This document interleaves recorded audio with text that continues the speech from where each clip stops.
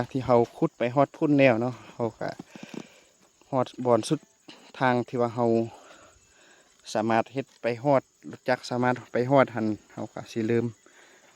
อยู่พุ่นมาเนาะพี่น้องเริ่มอยู่พุ่นปั๊บมาฮอดบอนจุดที่ว่าเราเริ่มต้นขุดเนาะพี่น้องก็คือเป็นบอนนี่เนาะบอนที่ว่าเราต่อเติมออกมาเนาะต่อจากเราเข้าเราสลีลงมาแล้วก็เป็นบอนแตงอยู่คอกกินจังซี่ล่ะพี่น้องเมียก็กำลังแตงอยู่ครัวกินพี่น้อง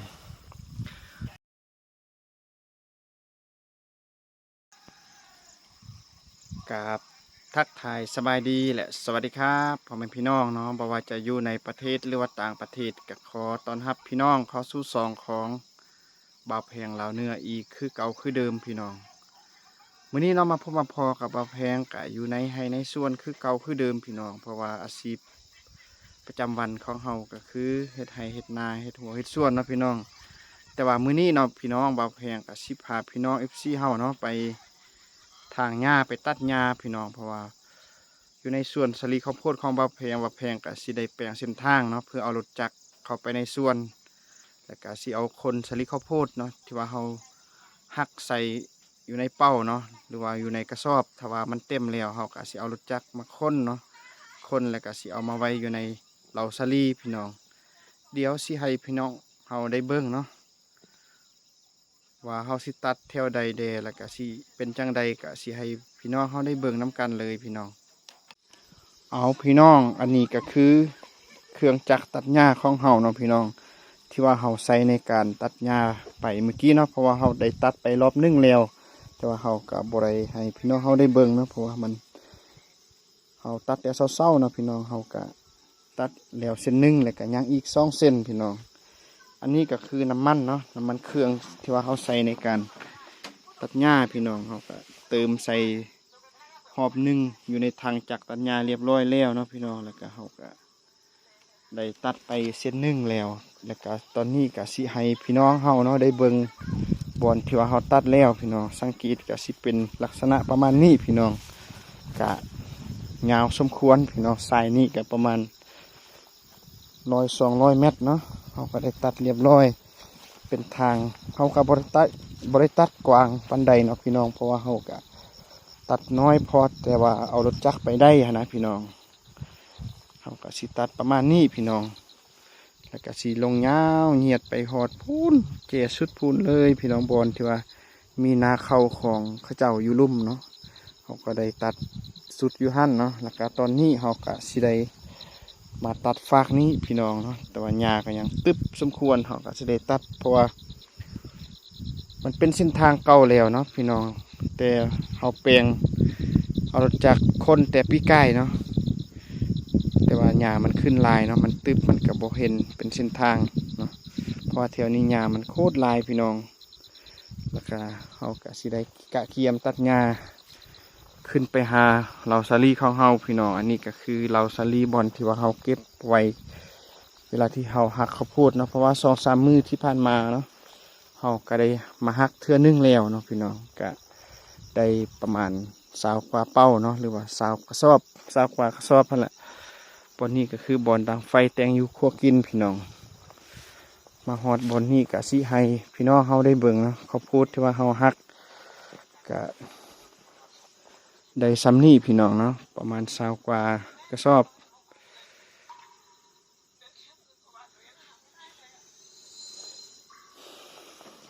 เอาเนาะพี่น้องตอนนี้เฮาก็สิได้เริ่มกะเกียมตัดหญ้าต่อเนาะเพราะว่าเราท่าเบิ่งเนาะหลังจากที่ว่าเฮาตัดแล้วเนาะสิเป็นจังใดก็ค่อยๆเบิ่งไปนำกันพี่น้องตอนนี้เฮาก็ขออนุญาตเฮ็ดเวียกก่อนเด้อพี่น้อง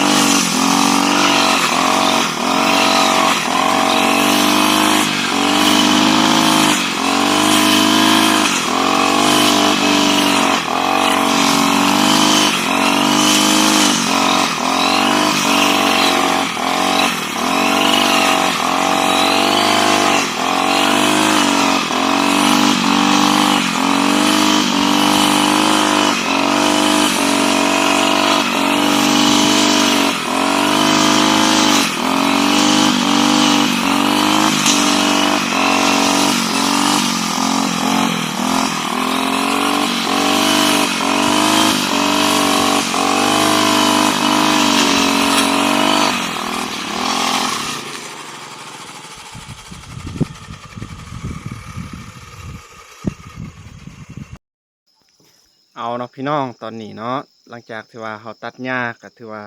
การตัดหญ้าของเขาก็ถือว่าสำเร็จเรียบร้อยแล้วเนาะสำหรับการตัดหญ้าต่อไปก็มีแต่เขาสิเอาจกเนาะไปขุดไปแปลงให้มันเป็นห้องเนาะเพื่อตีนรถจักรมันสามารถไปได้เนาะถ้าว่าเขาบ่ขุดแปลงเป็นห้องเวลาเขาขี่รถไปเนาะเวลาเขาคนสลิมาอาจสิเฮ็ดให้เขาพลาดลมกับเป็นได้เนาะพี่น้องและการตอนนี้เนาะเขาก็ได้มาอยู่เทียงไห้เทียงสวนสาลีแล้วพี่น้อง เพราะว่าเป็นเวลาตอนเที่ยงเขาก็สิได้พักผ่อนเดดจักหน้อยเนาะแล้วก็เมียก็ได้แต่งกินเนาะพี่น้องเดี๋ยวสิให้พี่น้องเขาได้เบิ่งเนาะบอลแต่งอยู่ครัวกินสิเป็นจังใดก็สิให้เบิ่งน้กันเลยพี่น้องเอาพี่น้องเดี๋ยวนี้ก็สิให้พี่น้องเขาได้เบิ่งเนาะบอลแต่งอยู่ครัวกินพี่น้องก็คือเป็นบอลนี่เนาะบอลที่ว่าเขาต่อเติมออกมาเนาะต่อจากเราเข้าเราสลีลงมาเลยก็เป็นบอลแต่งอยู่ครัวกินจังซี่ล่ะพี่น้องเมียก็กำลังแต่งอยู่ครัวกินพี่น้องแดดกะช่วงนี้แดดกะค่อนข้างหลายแล้วเนาะพี่น้องฝนกะบางมือก็มีฝนตกแดดกะตกกะบ่ตกหลายพี่น้องบางมือก็ตกน้อยนึงบางมือก็บ่ตกเนาะคือมื้อนี้ก็บ่มีฝนตกพี่น้องก็มีแต่แดดเริ่มออกมาทุกมือแล้วพี่น้องเพราะว่าเป็นปลายฤดูฝนแล้วเนาะท้องฟ้าก็สว่างไสวแจ้งใสดีพี่น้อง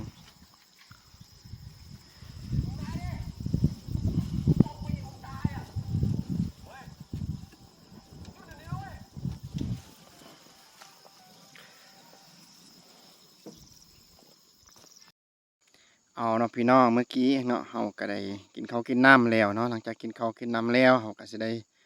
เข้ามาเฮ็ดเวียกเฮ็ดงานของเราต่อเนาะเพราะว่าเวียกของเราก็แล้วครึ่งหนึงอย่างครึ่งหนึงพี่น้องเพราะว่าเมื่อกี้เนาะเราเอาจักรตัดหญ้าเนาะไปตัดไปแปลงเส้นทางเนาะแล้วก็ถือว่าสำเร็จเสร็จสิ้นสำหรับการตัดหญ้าเนาะแล้วก็ตอนนี้เราก็สิเกียมเนาะเอาจกเนาะไปปรับไปแปลงให้มันเป็นห้องเพื่อสิเอารถจักรไปให้มันได้เนาะพี่น้องเดี๋ยวสิให้พี่น้องเราได้เบิ่งเนาะ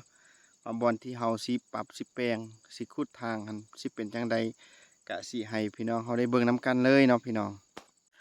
เอาเนาะพี่น้องบอนนี้ก็คือบอนที่เราสิเริ่มเนาะเริ่มต้นจากบอนนี้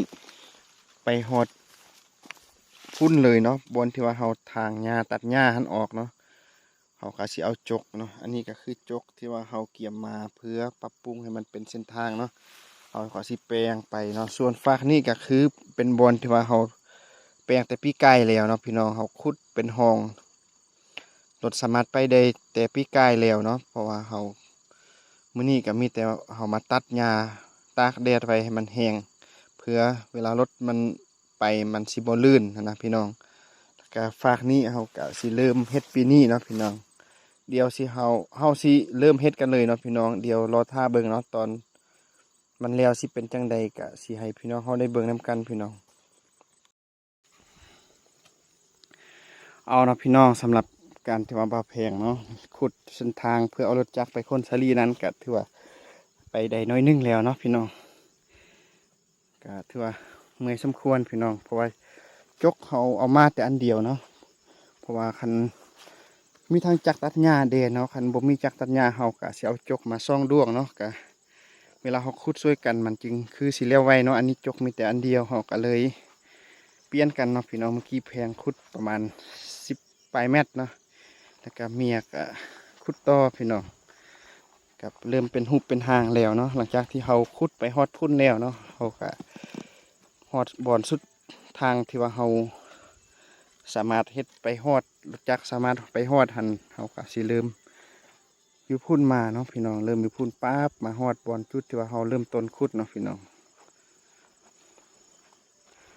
ก็เฮาเฮ็ดเทื่อเดียวเฮาก็สิใส่ตลอดการเลยพี่น้องเนาะการเฮ็ดเส้นทางอันนี้ก็ถือว่าเป็น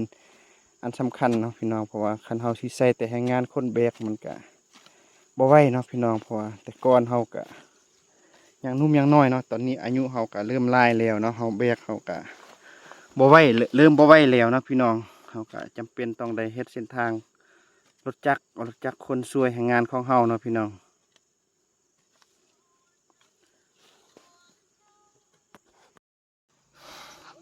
ป้าโคตรเมื่อยเลยพี่น้องเนาะสำหรับการแปลงเส้นทางเนาะเพื่ พื่อเอารถจักรคนสลีของเฮาในมื้อนี้ก็ถือว่าสำเร็จเป็นที่เรียบร้อยแล้วเนาะพี่น้องแล้วก็ต่อไปเนาะจักหน้อยเฮาก็สิลองเอารถจักรลงไปเบิ่งเนาะว่ามันสิได้หรือบ่เนาะเพราะตอนนี้เมียก็ยังเอารถจักรไปตักน้ำเนาะเฮาก็แปลงอยู่พี่ก็พอดีแล้วเนาะแล้วก็จักหน้อยก็สิทาให้เมียมาฮอดพี่แล้วก็สิเอารถจักรลงไปสำรวจเบื้องเส้นทางของเฮาเนาะว่าบอนใดที่มันขึ้นบ่ได้เนาะเฮาก็สิปรับสิแปลงให้มันเพียงให้มันไปสบายเนาะแล้วก็เพื่อเวลาเฮาต่างสลีหรือว่าบรรทุกสลีนะมันจึงไปได้เนาะพี่น้องแล้วก็สามารถช่วยแหงของเฮาได้แบบสบายเนาะตอนเอาพี่น้องอันนี้ก็คือเส้นทางเนาะที่ว่าเฮาแปลงในเมื่อกี้เนาะพี่น้องเฮาเอาจกมาคูดแปลงให้มันเป็นห้องเนาะเวลาเฮาเอารถจักรไปมันจึงสบายพี่น้องเนาะก็ถือว่าสำเร็จเป็นที่เรียบร้อยเนาะต่อไปก็สิเอารถจักรลงไปเบิ่งเนาะคันว่าบอนใดมันบ่ได้เขาก็สิปรับสิแปลงเนาะให้มันเพียงให้มันสบายนะจุดนี้ก็เป็นจุดบอนเขาสิจอดจุดหนึ่งเนาะพี่น้องแล้วก็ลงไปลุ่มหันอีกเนาะ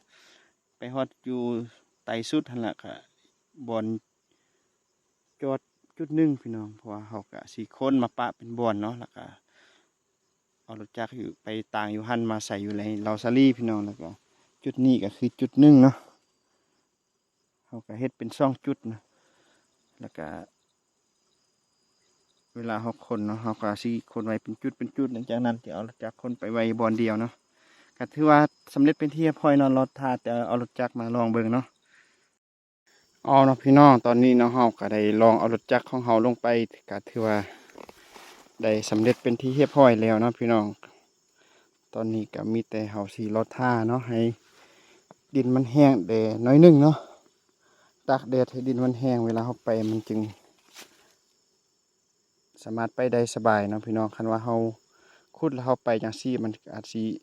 ยุบลงเนาะเวลาเฮาเร่งรถไปมันก็สิยุบลงเนาะก็ถือว่าสำเร็จเรียบร้อยแล้วพี่น้องเนาะสำหรับการแปลงเส้นทางเพื่อเอารถจักรคนสลีของเฮาในมื้อนี้เนาะพี่น้องเอาเนาะพี่น้องสำหรับนาเวียของเฮาภายในมื้อนี้ก็ถือว่าเนาะสำเร็จเป็นที่เรียบร้อยแล้วพี่น้องเพราะว่าเฮาก็ได้แปลงมาหมดมือเนาะก็ถือว่าเมื่อยสมควรเพราะว่าแดดก็ร้อนอบเอาสมควรเนาะพี่น้องแล้วสุดท้ายนี้พี่น้องบ่แพงก็ขอฝากซองอีกคือเก่าคือเดิมพี่น้องเนาะบ่ว่าจะเป็นพี่น้องฝั่งลาวฝั่งไทยแล้วก็พี่น้องทางอเมริกาเนาะหรือว่าพี่น้องคนลาวเฮาที่ออกจากบ้านเกิดเมืองนอนเนาะไปหาเฮ็ดเวียกเฮ็ดงานทำอยู่ต่างเมืองต่างแขวงหรือว่าต่างประเทศจังซี่เนาะถ้าหากได้เห็นคลิปของเฮาแล้วเนาะก็อย่าลืมเนาะกดไลค์กดแชร์กดติดตามเด้อพี่น้องเพราะว่าบางคนอาจสิคิดฮอดเนาะวิถีชีวิตจังซี่แต่บ่มีโอกาสได้กลับมาเนาะถ้าได้เห็นจังซี่อาจสิเฮ็ดให้คิดฮอดเนาะวิถีชีวิตของชาวบ้านหรือว่าวิถีชีวิตของพ่อแม่ปู่ย่าตายายที่ว่าเคยทำมาจังซี่ก็อาจสิเฮ็ดให้คิดฮอดบ้านเนาะก็อย่าลืมกดไลค์กดแชร์เพื่อเป็นกำลังใจให้บ่าวแพงได้เฮ็ดคลิปแบบนี้ต่อไปพี่น้องพบกันใหม่อยู่ในคลิปหน้าพี่น้องสำหรับมื้อนี้ก็ต้องขอกล่าวคำว่าสบายดี